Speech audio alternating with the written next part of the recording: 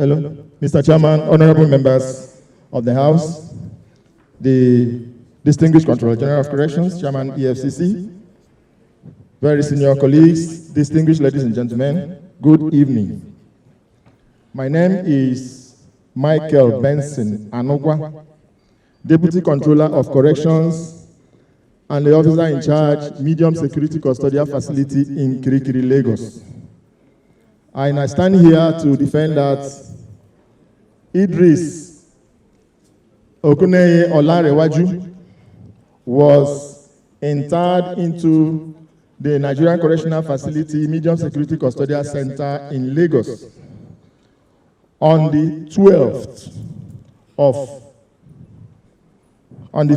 of April with a valid warrant and a transfer order from Ikoyi Medium Security Custodial Facility. The warrant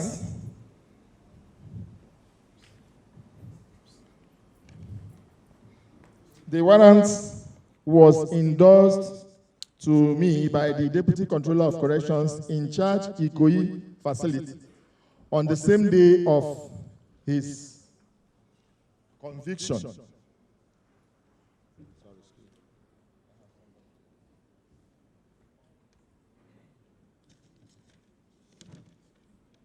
This is the warrant, and I believe strongly is attached to the documents that we have submitted to the committee.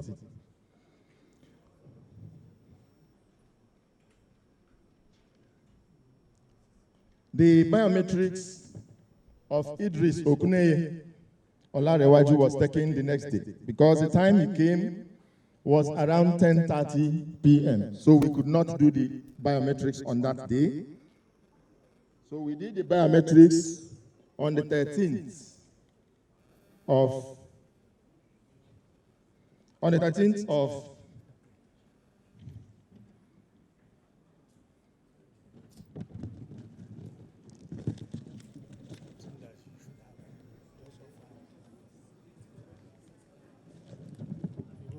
Hello, sorry. On the 13th of April 2024, I want to get the biometric picture, please. You don't need to. You have submitted the document. It's there already. I don't know where it is. Where is that? Yes. You should just go ahead.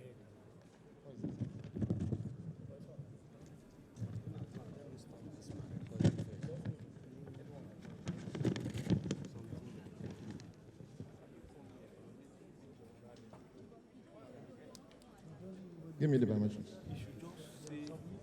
This is the biometrics picture of capturing of Idris Okuneye Olarewaju on admission on the 13th of April 2024 at Medium Security Custodial Center in Lagos.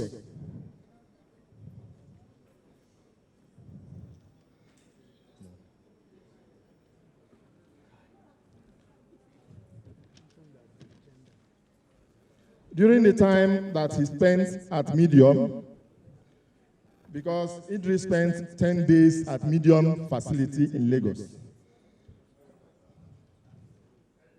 10 days. He spent 10 days, 12th to 22nd.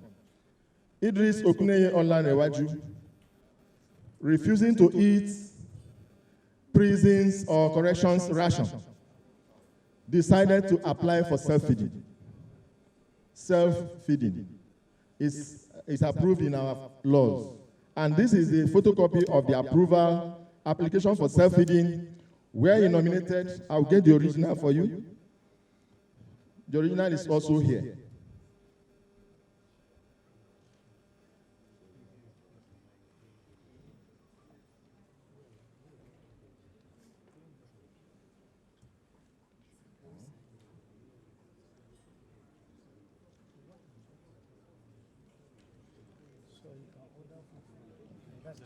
So the application for self-feeding was approved. This is no, it's not this one. And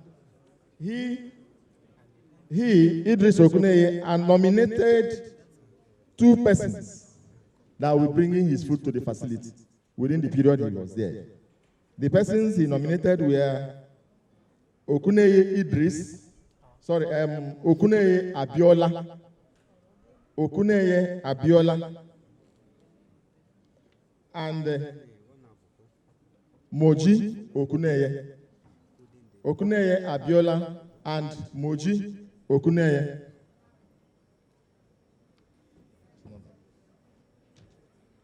Then his health screening was done.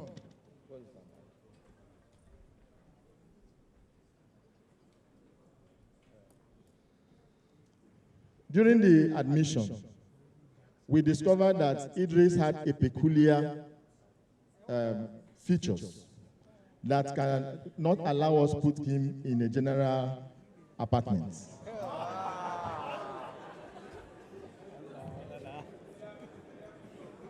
No, I have to. What are the peculiar features?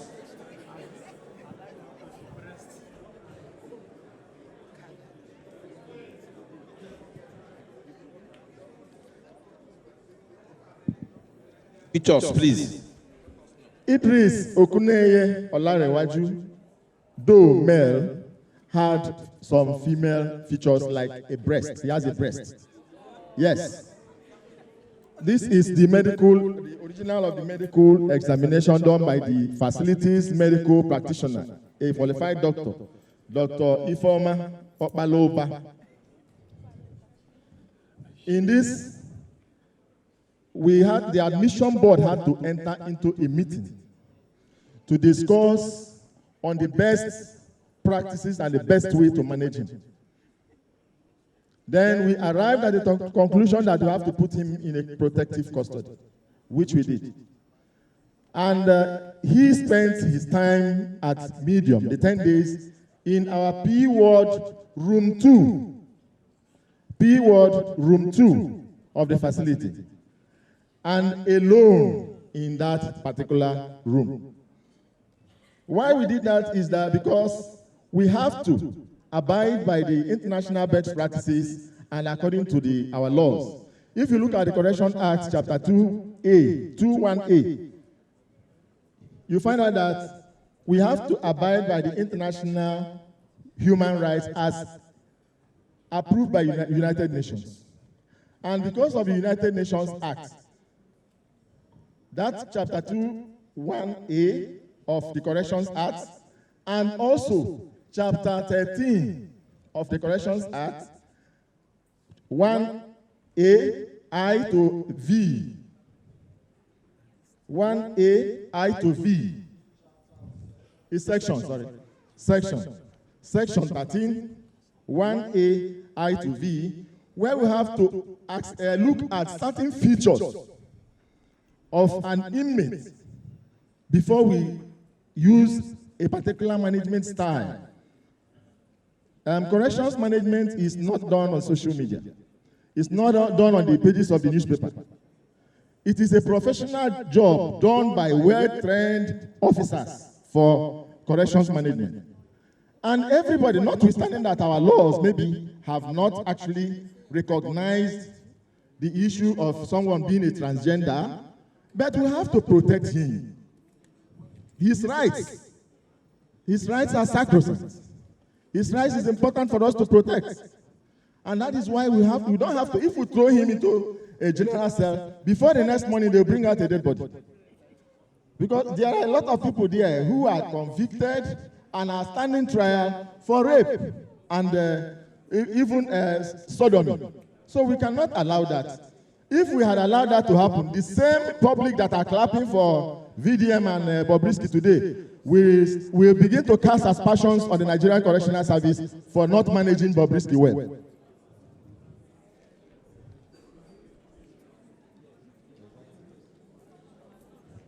The paper I was using.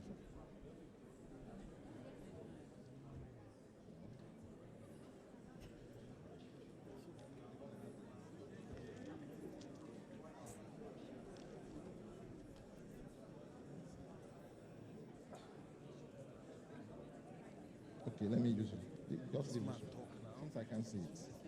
Now, during the time that Bob spent at the Nigerian Correctional Facility, Medium Security Custodial, don't worry, Medium Security Custodial Center, Kirikiri, Lagos, Idris Okuneye Olanrewaju had a total of 39 visitors. 39 visitors. I have the record here. And the visit form that we have, we designed, that we use, the visit form has position for the name of the visitor, the visit date, the visitor's address, visitor's phone number, visitor's occupation, the name of the inmate that that is to receive the visit, a relationship with the visitor, and the inmate's consent. Before you see an inmate, the inmate will have to consent that he or she wants to see you. So after filling the form, on 13th April 2024, Idris Okuneye Olanrewaju had 6 visitors. Abiodun Okuneye, Kayode Okuneye, Adebolo Okuneye, Abiola Okuneye, Bukola Okuneye, and Mrs. Moji Okuneye. These are the 6 that visited on the 13th. On the 14th, he had one.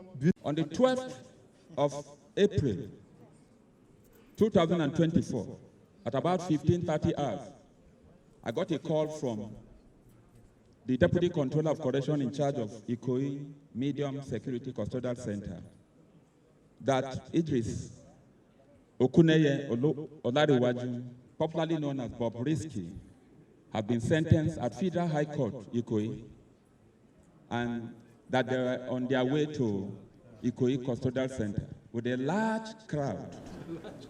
The crowd of fans at the court premises followed them to Ikoyi Custodial Center.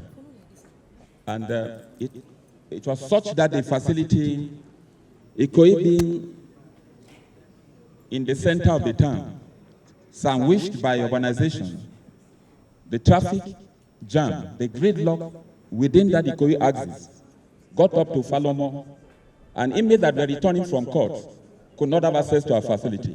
On the strength of that, pursuant to Rule 163, Sub F of the Nigerian Correctional Service Standing Order, I authorized in writing a letter backed by a warrant. The Chairman, I'd like to report that movement of an inmate from one facility to the other must carry a warrant, a valid warrant. That warrant is called Form 5 and 5A. Transferring him to Medium Security Custodial Center, Kirikiri, that same 12, for operational and security reasons, because Ikoyi is very congested and there were a lot of concern for the security implications. I'd like to confirm to this honorable committee that on the 12th he was moved to Kirikiri Medium.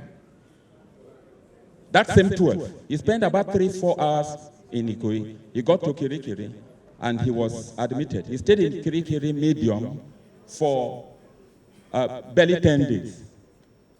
And I had to move him. I had cost to move him out of Kirikiri Medium to Kirikiri Maximum, exercising my powers as provided in our rules. Because the Controller General of Correction transmitted a call to me that there was a trending video on social media that Bobrisky donated some plastic chairs to our facility. And he asked me to find out, address the matter, and report back to him. On the strength of that directive, very firm directive, I rushed down to Kirikiri Medium. And I confirmed that 21 plastic chairs were donated to the facility. On further inquiry, it was confirmed that those chairs were donated by relations of Bobrisky. Granted, the officer in charge, who is a deputy controller, got permission for me to travel to write an exam at Ijebu that morning. So I entered the yard and I did two things. Firstly, I ordered that those chairs be removed from the visiting hall outside the premises where visitors are processed, and they should be taken out of circulation. Secondly, I had to go to the cell to see Bobrisky, and I told him that we will not accept any donation from his family or friends or himself to our facility henceforth, because it may create a very faulty impression about the reputation and integrity of the correctional service.